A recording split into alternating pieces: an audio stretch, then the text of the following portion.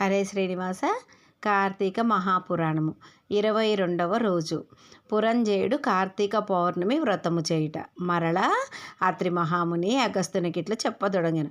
పురంజేయుడు వశిష్ఠుల వారు చెప్పిన ప్రకారం కార్తీక పౌర్ణమి రోజున శుచి అయి దేవాలయమునకు వెళ్ళి శ్రీమన్నారాయణ్ణి షోడశోపచారములతో పూజించి శ్రీహరిని గానము చేసి సాష్టాంగ నమస్కారం చేసి సూర్యోదయం కాగానే నదికి పోయి స్నానమాచరించి తన గృహమున కరిగెను.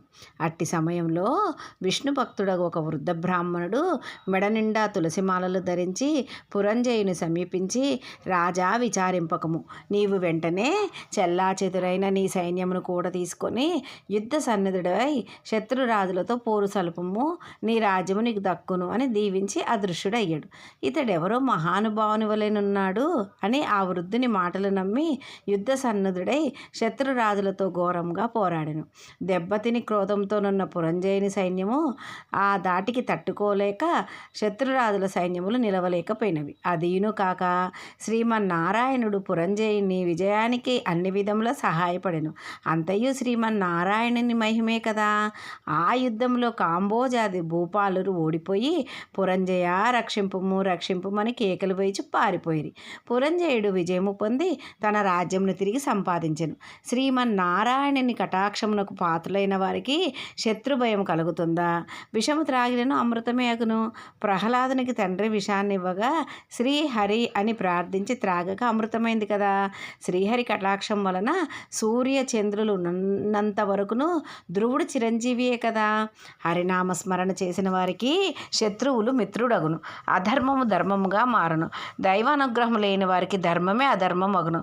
త్రాడు పామై కరుచును. కార్తీక మాసమంతయు నదీ స్నానం అనరించి దేవాలయంలో జ్యోతిని వెలిగించి దీపారాధన చేసినచో సర్వ విపత్తులను పటాపంచలగును. అన్ని సౌఖ్యములు సమకూరును.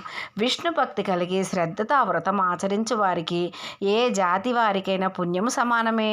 బ్రాహ్మణ జన్మనెత్తి సకల శాస్త్రములు చదివి కూడా విష్ణుభక్తి శూన్యమైనచో శూద్ర కులంతో సమానమగును. వేదాధ్యయనం అనరించి దైవభక్తి కలవాడై కార్తీక వ్రతాష్టాన తత్పరుడైన వైష్ణవోత్తముని హృదయ పద్మమున భగవంతుడుండును. సంసార సాగరం ఉత్తరించడానికి దైవభక్తియే సాధనము. జాతి భేదంతో నిమిత్తం లేదు. విష్ణు భక్తి ప్రభావం వర్ణాతీతము. వ్యాసుడు, అంబరీషుడు, శౌనకాది మహారుషులు మరెందరో రాజాది రాజులు కూడా విష్ణు భక్తిచే ముక్తి నొందిరి. శ్రీహరి భక్తవత్సలుడు. సదా పుణ్యాత్ములను కంటికి రెప్పవలే కాపాడుచుండును.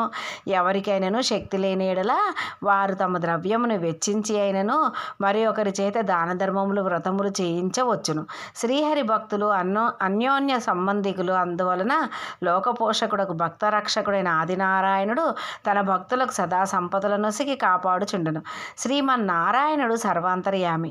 1000 సూర్య భగవానుల తేజస్సు గలవాడు. నిరాకారుడు, నిర్వికల్పుడు, నిత్యానందుడు, నీరజాక్షుడు. 14 లోకములను తన కుక్షి యందుంచుకొని కాపాడుచున్న ఆదినారాయణుడు. అటువంటి శ్రీ మహావిష్ణువునకు అతి ప్రియమైన కార్తీక మాస వ్రతమును భక్తి శ్రద్ధలతో ఎవరు చేయుదరో వారి ఇంట శ్రీ మహావిష్ణువు లక్ష్మీ సమేతుడై వెలయగలడు. ఆ ఇల్లు సిరి సంపదలతో కలకలలాడును.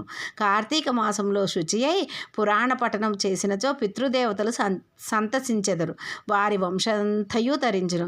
ఇది ముమ్మాటికి నిజం. ఇట్లు స్కాంద పురాణాంతర్గత వశిష్ఠ ప్రోక్త కార్తీక మాహత్యమందలి 22వ అధ్యాయము 22వ రోజు పారాయణం సమాప్త. జై శ్రీమన్నారాయణ.